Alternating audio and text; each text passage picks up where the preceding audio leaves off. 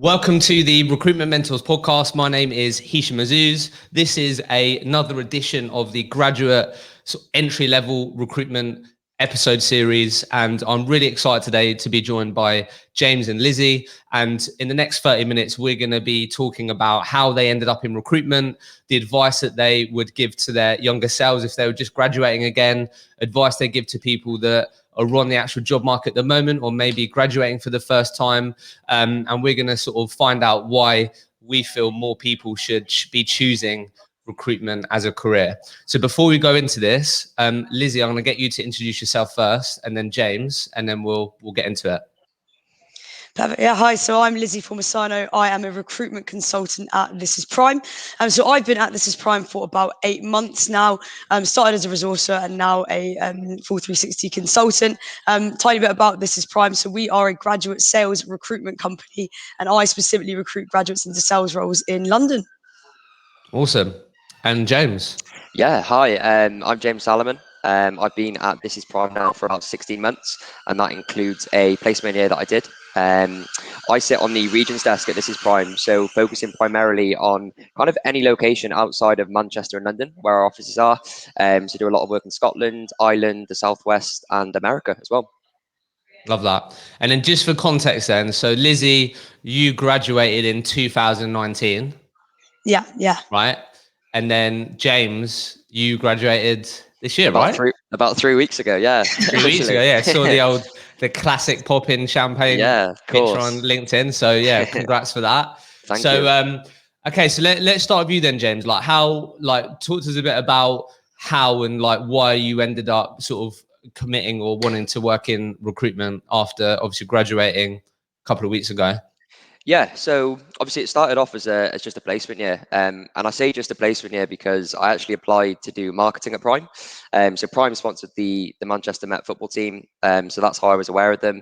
And I applied for a marketing position, and it was had a couple of interviews and had a few conversations with Neil, who is a co-founder and MD in Manchester, and kind of realized that I think what I'm motivated by probably wasn't going to be given to me through marketing. And that was things like the clear progression, the commission for your hard work and things. So I kind of had a bit of a decision to make in terms of, did I want to try my hand at recruitment?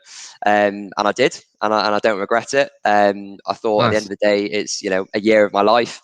Unfortunately, it was cut slightly short due to COVID, but 9 months of my life that I thought, you know what, if it doesn't work out, it doesn't work out. And I'm pleased to kind of say that it did. So I went back into my final year quite refreshed, knowing that I had a little bit more direction now. And then I say, as of January this year, was asked to, if I wanted to come back sort of on a part-time basis, which I'm really happy that I did. And I say now back full-time with This Is Prime. So yeah, didn't really mean Full to come circle. into recruitment. Yeah, fair enough. So, and then just really quickly, Lizzie, did you not do a placement year at This Is Prime, but did you also do a placement year when you was at uni, out of interest? No, I actually didn't. So I went straight out of university into a recruitment role. Actually, I've got quite a funny way of getting into recruitment, really, which we'll probably go into later. But yeah, no, I didn't do a placement, went straight into recruitment after uni. Really? Okay, fair. So let's, I want to both just get both your, I guess, honest thoughts. Well, I guess it'd be more James on the benefits of potential placement years. But Lizzie, let's hear the story then on how you got into recruitment and why that's where you started your work career outside of after leaving uni. Yeah, no. So I kind of, was that classic graduate. You come out of university, you don't 100% know exactly what you want to go into, but I knew exactly what my motivations were and what my strengths were. Absolutely loved communicating. I've been in hospitality my whole life, so love working with people, using interpersonal skills.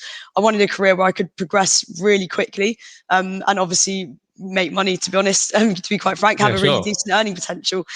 So recruitment pretty much ticks all those boxes. So I started off in a small recruitment firm that unfortunately got cut short just due to sort of cash flow issues and a redundancy very early on. But once I almost got a taste for recruitment, I was absolutely this is for me. Really love it. Went into internal recruitment role, and as I'm sure you can imagine, when COVID hit, internal recruitment's probably the worst place you want to be. So then that got cut short, and that's when so that's when I came across This Is Prime. So still stuck with recruitment, third time lucky. But yeah, that was kind of the weird journey, I suppose, into it. So a couple of hiccups on the way, but we're here now. So a classic showcase of resilience there. by you. That's well, fair play on you to keep pushing on and making that happen. So I guess just really quickly, because I think it would be valuable for people. I guess like one, James, like how did you get a placement year out of interest? Like how easy was it to get one? And two, like is that something that people should be thinking about? Like what are your thoughts on it, just out of interest? Yeah, I think sort of on that, I think the first thing I'd say is it's very difficult to get a placement. So you'll feel like, you know, to anyone who is maybe applying or is looking to apply next year, you will feel like you're applying to a lot. I think I applied to around 28, if I'm being exact. In terms of recommending it, I think the kind of cliche is your lecturers will kind of say, if you do a placement, you know, you're more likely to get a first and things like that. I can, you know, honestly say that I went back to uni, you know, having just got up at 6 a.m. for a whole year with a very different mindset. It does make you more mature. It does make you more switched on. It does make you more, you know, manage your time more effectively. And as well, you know, the money is obviously a massive bonus of that. At the time, I probably wasn't thinking about it too much.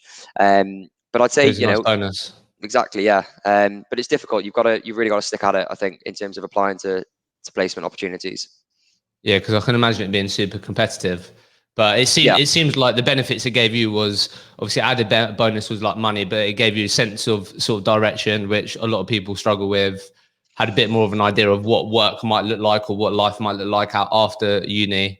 And as you said, it gave you a sort of an environment where you could, I guess, mature a bit and be around people that aren't in the uni environment, right? Because that's just a completely different world. Absolutely. Compared to so nice. So where I want to start then. So for you, Lizzie, let me come to you on this first. Like, so we're speaking about recruitment quite positively, but like what skills or experience, you said around progression, earning potential, but like what skills or experiences recruitment given you that you least expected, you think, so far?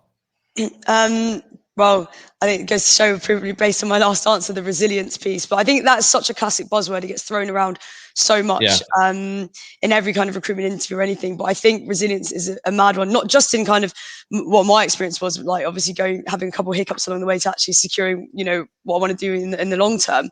But actually in the role itself, I think a lot of people before they get into recruitment don't realize how challenging it genuinely is. So I think the biggest thing that is massively overlooked is because you are working with people, there is always this, you know, idea that you have to kind of expect the unexpected. People have their own mindsets, they do their own things. So as much as you think you have as much control over a situation as you want, at the end of the day, you're still working with another person with their own opinion, with their own mind, and they can do anything. So I think definitely things not going your way when they genuinely should, or everything's in place and things not going your way, the ability to just pick yourself up and remain really solutions focused and just continue on thinking about what the end goal is, thinking about what you need to do to rectify it. That recruitment's definitely taught me that, because I've definitely had so many situations where, you know, you've said like a candidate's not shown up to an interview last minute, or maybe everything seems like it's going your way, and then someone pulls out of a process or something, and you just can't focus on that. You do have to just be so solutions focused and so resilient to get past that. So I definitely think that is probably the biggest skill that or trait even that I definitely learned over my career, particularly at Prime. And how is that? Because personally, I think one of the reasons why I think sort of recruitment should be seen as a great career to go into is just because of, like, it does give you so much more than like sales or whatever you think comes with it, in terms of like how it can actually help you in your life. So I guess you mentioned that, so like more of a mindset piece, which I absolutely love. But like, how is that? Curious, like how is that manifested in like Lizzie outside of work, or like your like actual Lizzie the human being? Like how is it, like what would be the positive, do you feel like, as well on that? Or No, fair enough. I think it gives you, to be honest, it gives you such a much more positive outlook on everything. You really genuinely back yourself so much more in any part of your life. So if something bad happens to me now, if I am hit with a situation where I have to overcome an obstacle, I think the mindset that recruitment's given me, and like being solutions focused, being resilient, genuinely just, you know, being positive and optimistic about things, like recruitment's massively impacted me in that. So now if I go into any situation, I'm so much more confident going into any situation, so much more, you know, positive about any situation, because I know, like, I've faced so many challenges in my job role that, you know, outside of work, it doesn't really seem as bad, to be fair. Yeah, I love that. Yeah, that's awesome. And I think that's like so useful, and like, I just feel like more and more young people need that, because I feel like there can be so much more weight attached with like getting the perfect grades, having the perfect career, and all these types of things. So actually, dealing with adversity, things not going your own way is only going to help you in all different areas of your life, isn't it? If you're sort of willing to look at it and go, right, what could I have done differently? Or right, tomorrow's a new day, etc.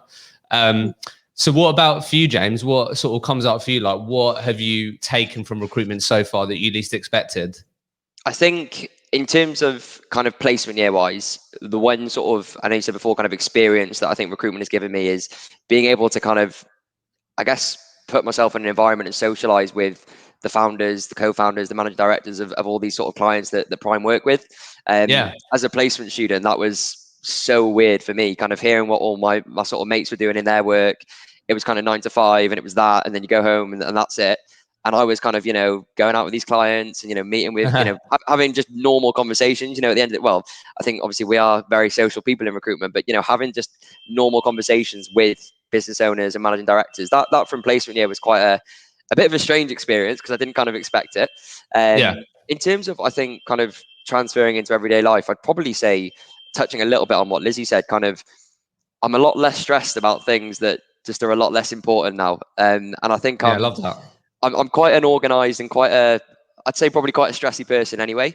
And I think one thing recruitment has definitely given me is being able to kind of look at things and be like, right, take a step back. Is it actually that much of a big deal? Like, I still get stressed about the little things. I won't deny that. But a few things, I think that's the main thing. You have to kind of prioritize not only sort of tasks, but also what's worth kind of committing a lot of mental time to as well.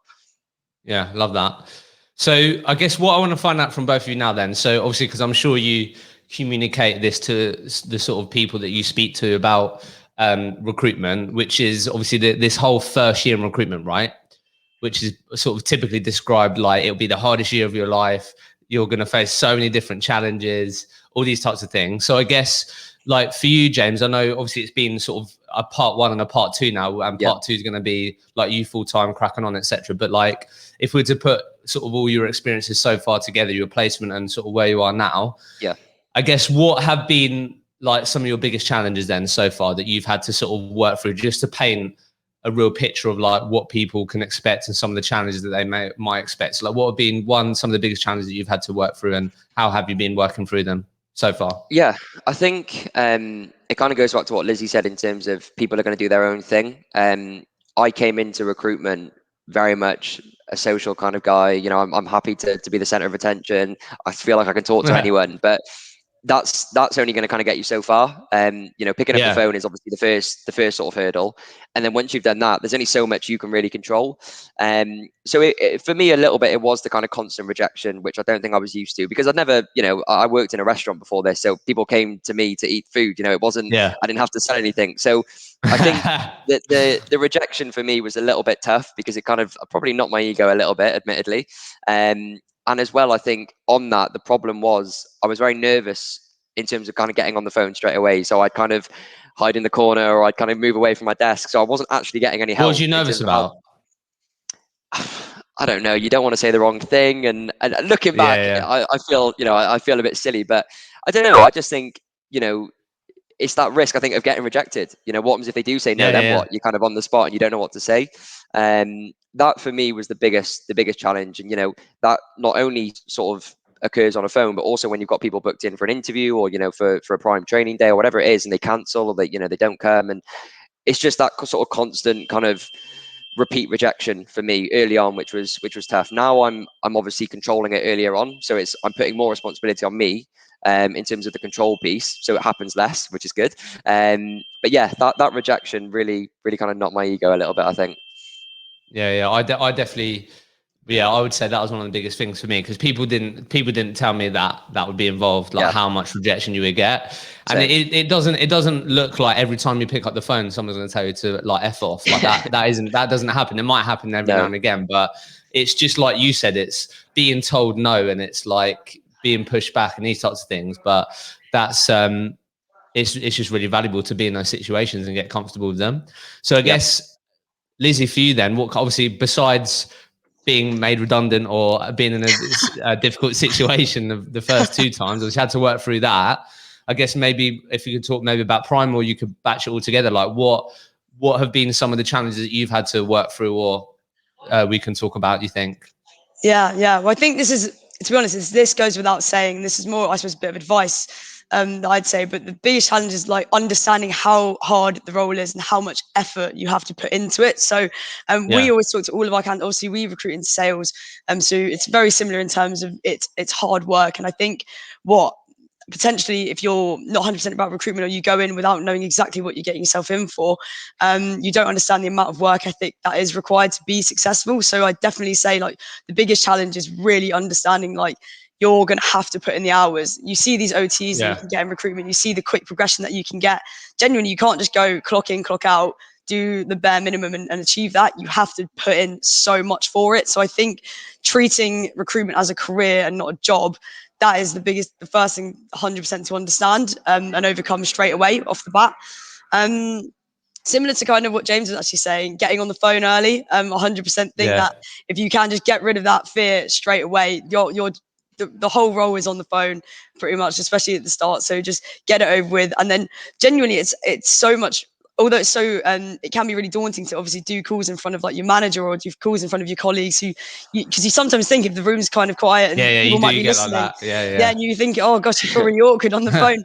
But genuinely, it's actually the best way to learn, because you can do a call and then hang up the phone and then you can talk about it, what went well, what didn't go well, what can you do next time.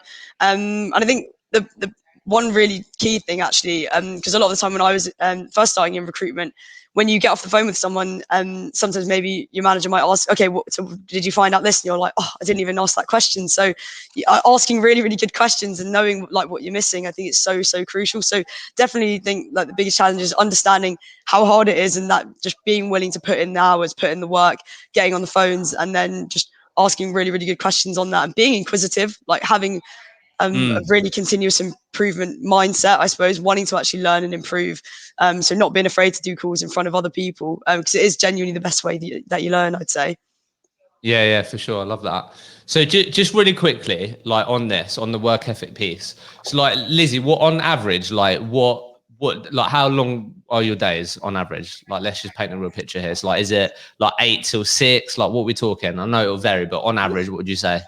Yeah, well, core hours 8 till 6. But to be honest with you, like you have to be flexible. So for example, yesterday I was prepping a guy at 7:45 p.m. just because he works all day. But he's a great candidate and I wanted to do it. So it's 8 till 6 core, but you have to be flexible with that. You have to understand that you sometimes do have to put in a bit more.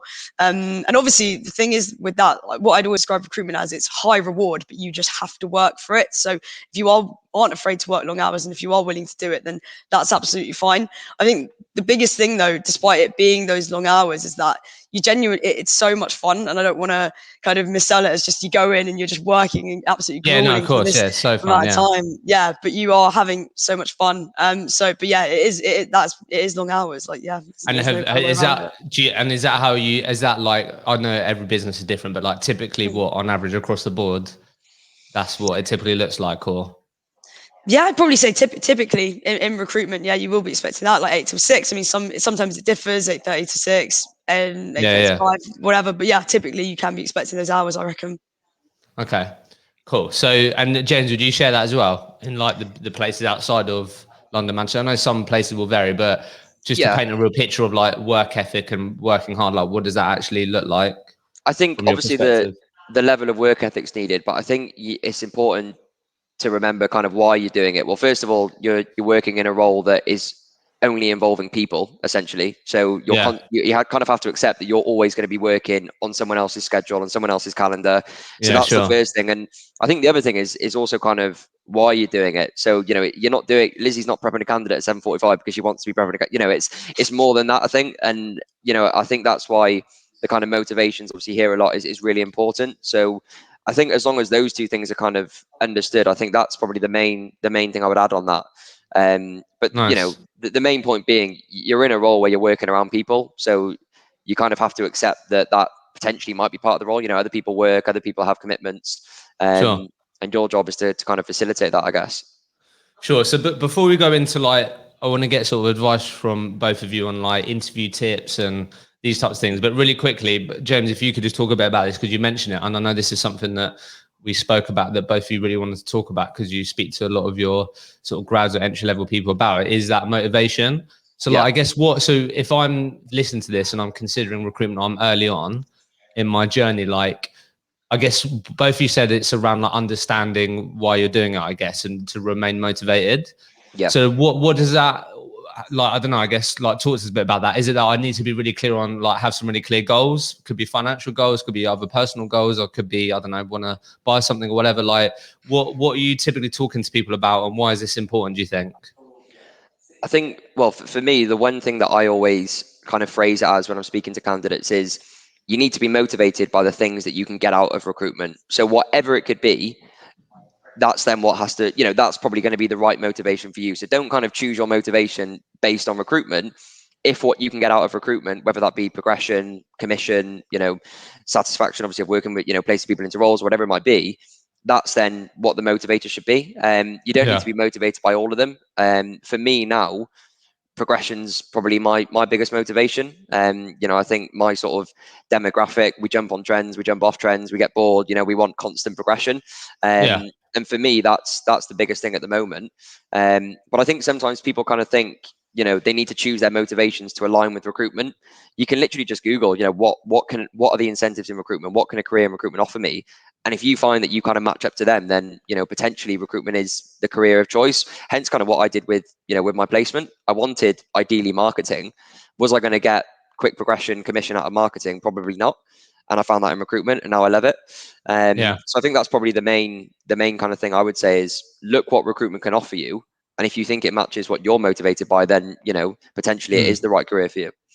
Yeah, nice. And I think that these things can change, can't they? But we're sort of want to highlight, if you're putting in the work, then you need to have some motivators, because there's just way more easier jobs that you can do that don't require you prepping candidates at 7:45. Do you know what I mean? It's too hard not to be motivated. Exactly. So cool. So look, let's go into sort of advice then, and things that you've learned maybe, or the sort of advice that you give now. So I guess, Lizzie, for you then, obviously James mentioned around how competitive it is to get a placement. I'm sure it's just as competitive for like entry level roles or graduate roles. So like, I guess firstly, like, what would be your maybe like number one tip or two top tips for people that can, I guess, help them stand out in the interview process, or at least give them the best possible chance of getting interviewed or getting seen? Because I'm sure it is really competitive. So like, what comes up for you there for people listening on that? Yeah, absolutely. I think my best bit of advice probably would be utilize LinkedIn.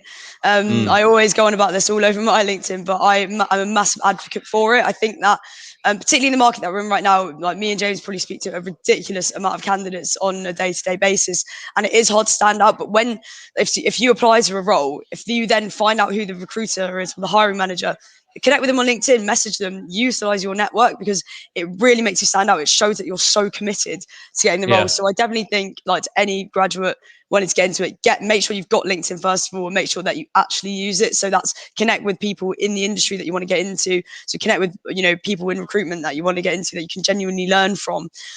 When you apply to roles, connect with people straight away, message them, tell them that you've applied, tell them why you're interested in it.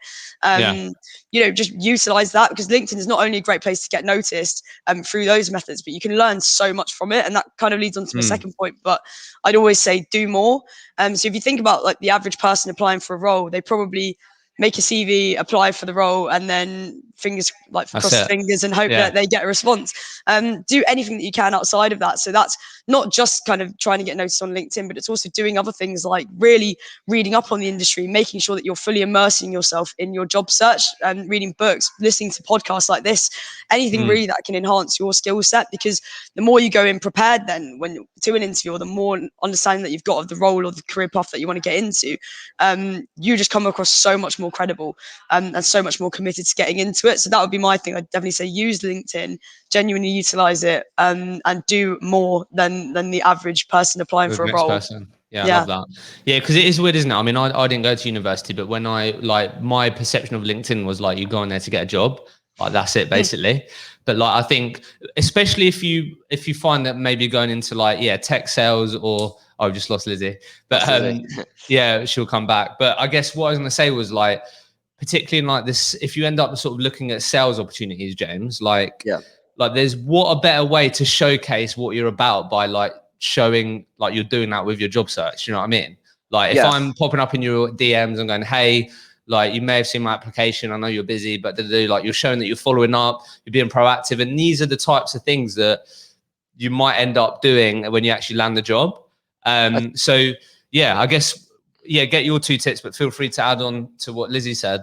Yeah, well, I was going to say, like, if you called a candidate and all they saw was a phone number on their phone, it's 50-50 whether you answer it, because it's just a phone call. So if you're creative with your kind of outreach and you send them, like you say, a quirky message on LinkedIn, like they could do to you, it works both ways. You draw attention. I think, in terms of kind of things that I think I'm doing quite big at the moment in terms of kind of just messaging candidates on LinkedIn. I think the fact you can make it personal straight away, sometimes even without a phone call, just go straight in with a message. Look, I've received your application. I come straight to your LinkedIn profile because I can, because it's, easily accessible. Let's book a call. I think it's just about, and it works both ways. We have to be creative with our outreach. Obviously, I'm sure a lot of people would have seen Lizzie's videos on LinkedIn, but I know she gets a lot of traction through them because she's being creative. So there is no reason why, candidates shouldn't do the same thing. And apply that to a job search. Yeah. Absolutely. What would your top tip then be for people to stand out, get noticed, get that interview? For me personally, it's the follow up. And so nice. make the application bare minimum, and then what are you doing after that to separate your application from, in some cases hundreds of others, in terms of the roles that we recruit.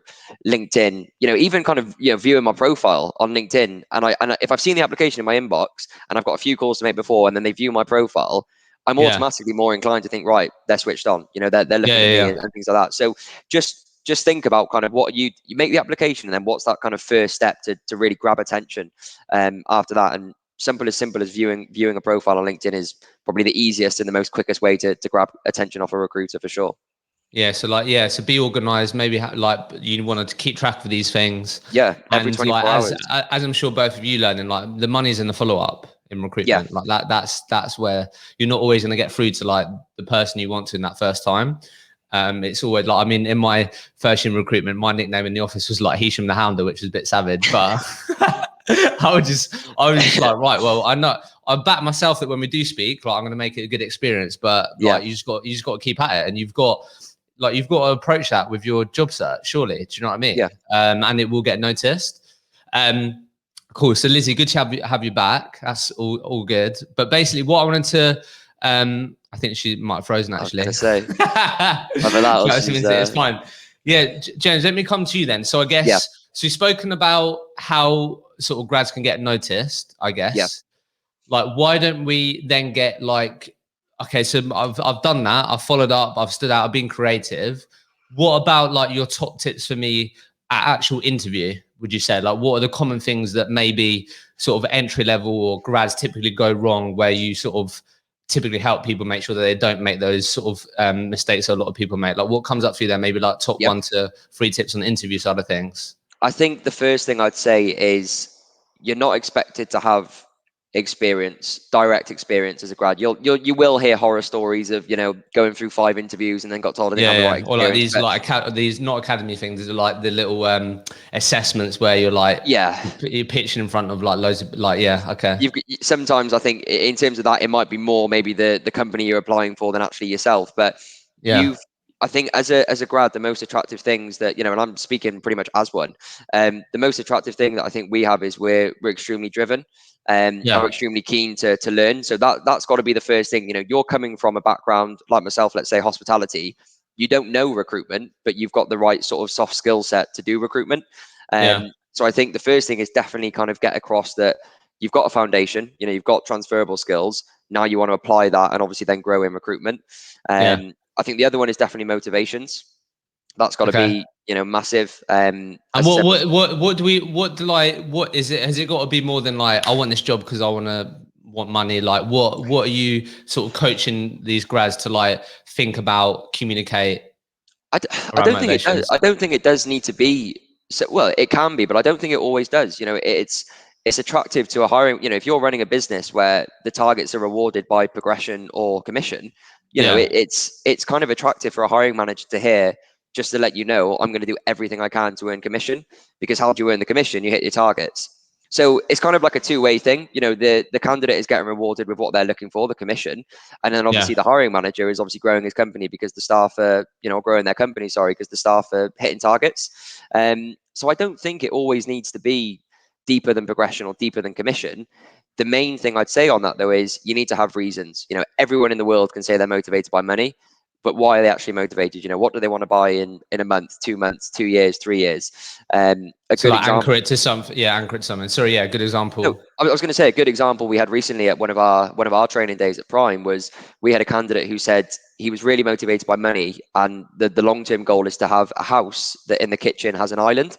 So an island in the middle of the kitchen. So really specific. Yeah, and it sounds kind of, you might think, why are you thinking that far ahead? But that's the sort of person that will really work hard because they have, 10-year plans. They actually like have thought a bit about like what they, exactly. Yeah, and it can be as little as as much. I want to go on I want to go on a summer holiday after after the pandemic and sort of everything's back to normal. I want to go on a summer holiday. That's a short-term goal. People who know exactly what they want to spend their money on are more likely to go and get it. I think if you're there just to earn money to live comfortably is quite a common one. Well, what does that really look like? How much money do you actually need to do that?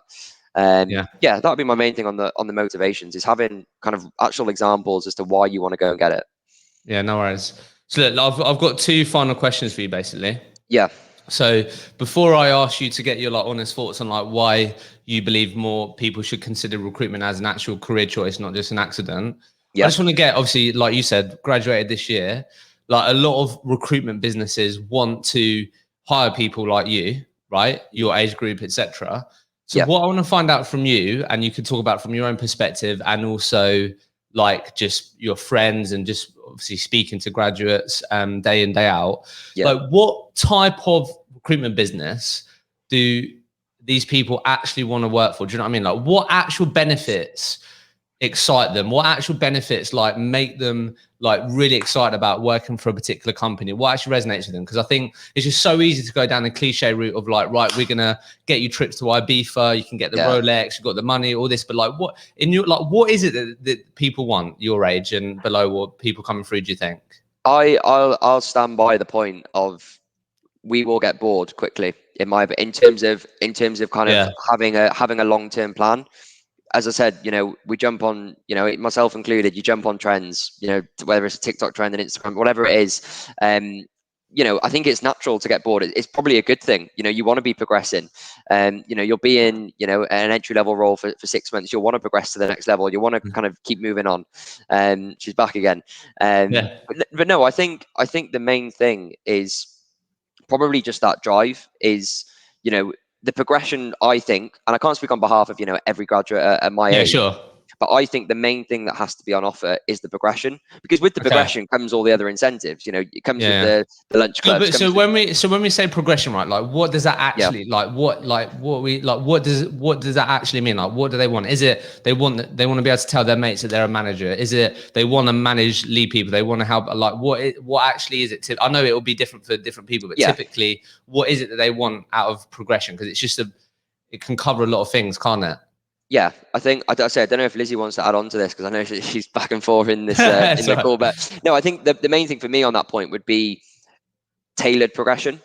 Tailored progression. Yeah, so have a progression plan. That's absolutely, have a straight line to director level, but have different kind of branches off of that. What are you going to do for someone when they get to, like you say, a management position, but they don't want to manage people? Okay, well, could they manage something else? Could they manage, tailor the progression, I think would be the main thing. Not everyone's going to be attracted to the same role. Not everyone's going to, want the same role. There are obviously different kind of routes, more sort of the BD side or more the, the people management side. But I think the main thing on that would be having tailored progression. What are people good at? What is this person's strengths? How can we make a role, or how can we kind of, tweak the role a little bit to work to their strengths and in their favor? Okay. Yeah, I think tailored progression. So just making sure that like you always make him feel like this entry level talent is moving forward, basically. Yeah. And you're pushing for those new things. Cool. So look, Lizzie, good to have you back. We're all good. So basically, the last two questions I have, the one that I just asked James, which I'd love your thoughts on, is basically what I want to know from your perspective obviously there'll be countless recruitment businesses that want to attract people like both of you, and obviously the graduates and entry level talent that you speak to on a day-to-day basis. But I just wanted to hear like your honest thoughts on like, what do people like you, your age group or etc., like what do they actually want from their employers? Like what actually excites them about recruitment business? Because like, yeah, it's easy just to shout about the cliche incentives, you know, like the money, I be for trips, all this, but like what, like obviously James went to progression, but I don't know if you wanted to add anything, like what is it that these people are actually driven by? Like what is it that they want out of their employers?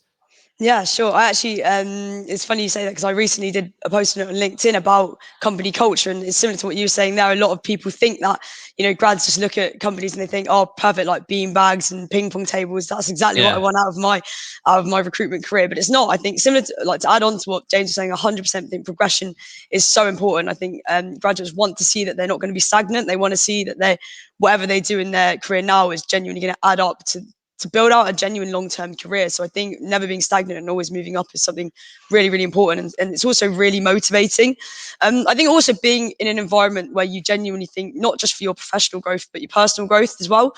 So I think being in an environment that fosters like progression and development. So, and by that, I mean a really good training program where you're not just kind of thrown in at the deep end, given a phone and some numbers in a database, like go and make some calls and make some placements. Like you're genuinely going to be trained up and given all the support and all the resources that you need to be successful. So I think a really clear training plan and development plan is so crucial, particularly in recruitment where it is so difficult. And genuinely, when people do say like it's the hardest 6 months, the first 6 months are the hardest 6 months of your life, it genuinely can be if you don't have the support. So I think somewhere that gives you support and like fosters high progression and high growth is so crucial. So I definitely think being started off on the right foot is 100% what people look for. And with that comes that progression, with that comes that earning potential. But I think, yeah, starting off on the right foot, 100%. Yeah, nice. Yeah, so businesses need to really make sure they've got a clear progression plan, and that can be just in so many different ways, can't it? So like, I feel like sometimes that's where smaller growing recruitment businesses can miss a trick, because they feel like they're not big enough to offer progression. But there's so many different ways that you can offer that, isn't there? And promote people in different ways and these things. So, okay, cool. So look, the last question to wrap up then, Lizzie, I'll come back to you. So I want to find out from both of you firstly. So obviously we always hear people fall into recruitment as an accident, right? I do feel like that sort of needle is definitely changing a bit. I was in a small percentage of people that generally I wanted to get into recruitment because I wanted to become a better, more all-rounded salesperson coming from a transactional insurance sales background. So like Lizzie, are you finding more people that you speak to are going, Lizzie, I actually want to get into recruitment? Just interested to hear your honest thoughts on that. And then two, I just want you to share like why you feel more people, more graduate entry level talent should be considering recruitment as a career choice, not just an accident.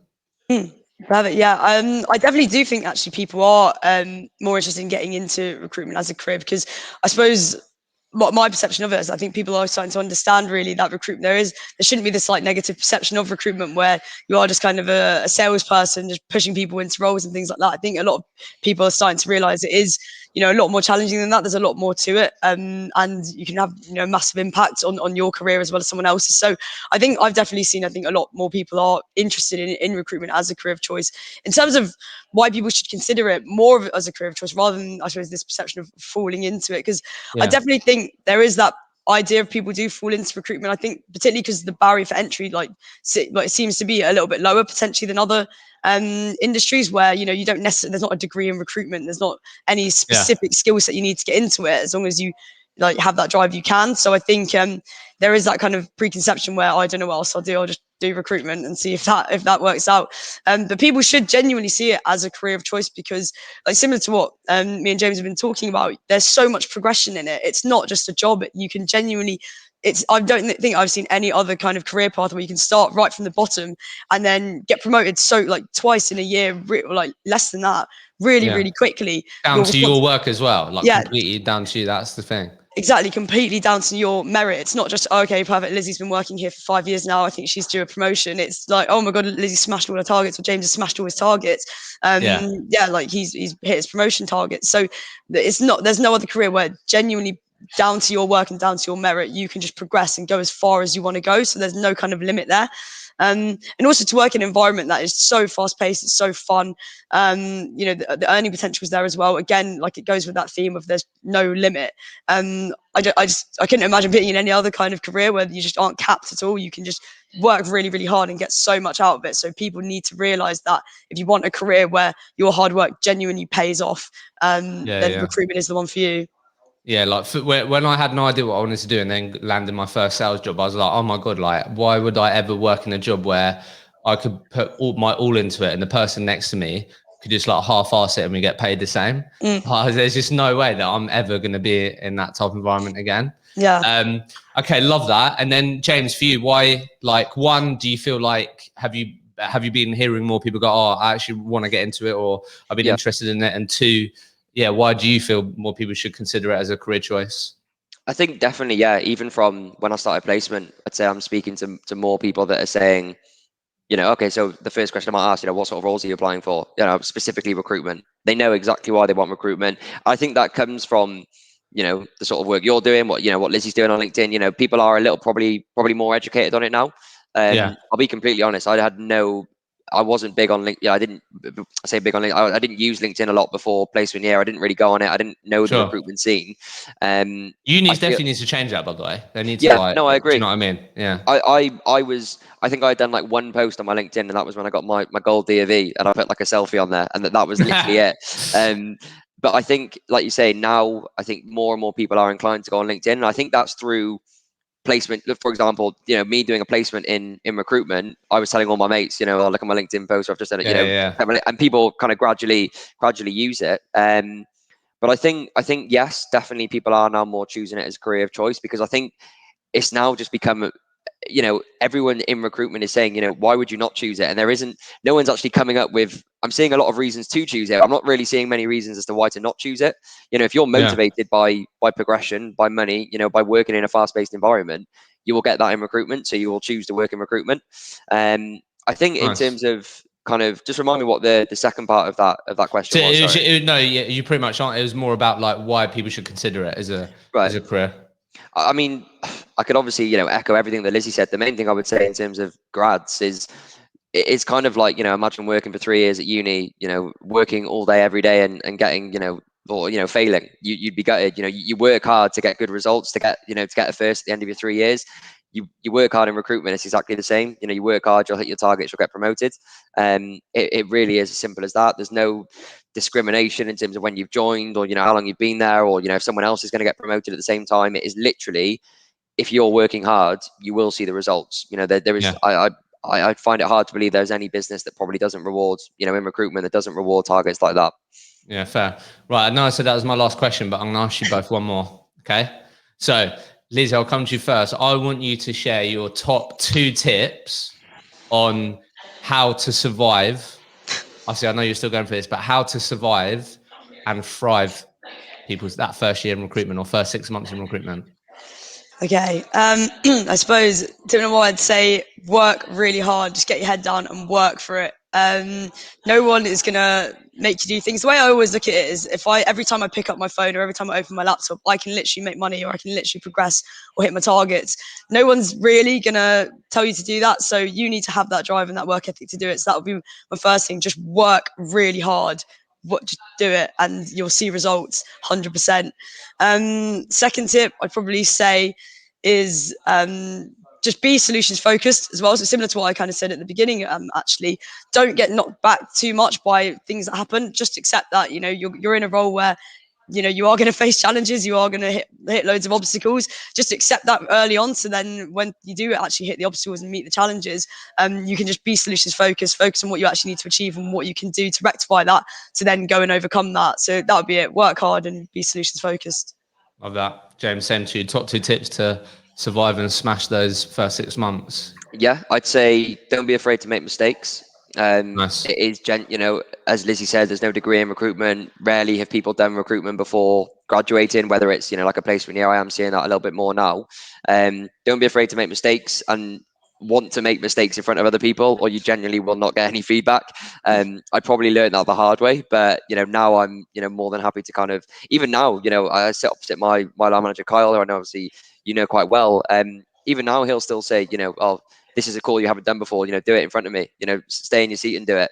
I think Yeah. naturally we all kind of like to walk around and stuff, but even 16 months into the role, he still wants me to be in front of him so he can kind of coach me. That leads on to the second one. So the first one is make mistakes, and the second one is be coachable. Accept that you're going to have the soft skills. A lot of people will have the soft skills for recruitment, whether from hospitality or retail or whatever they've done. But, be prepared now that you've got to kind of take all those soft skills and learn a lot more in terms of not only, kind of about yourself, but also about the industry, how it works and stuff.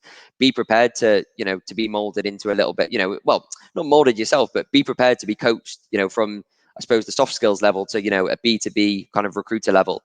Take on advice, make the mistakes, and I suppose those two have to work really closely together. I think if you do one without the other, then you'll probably find you won't grow as quickly. So don't be afraid to make mistakes, and be coachable when you are getting feedback on the mistakes you've made. Nice. Yeah, I think I would just add I would just add like you got to be someone that like takes responsibility. Like the quicker you like stop pointing the finger and going, like that hasn't worked because of this or whatever, like the better, basically. So like all of the things that you said, and then just be willing to take full responsibility of like things going wrong, not going so well, instead of being in like a victim mindset. Lizzie James, been a pleasure. Thank you so much for coming on, sharing. Excited to see how both your careers evolve, and big thanks for being involved in this series. So thank you. Appreciate it. Thank you very much.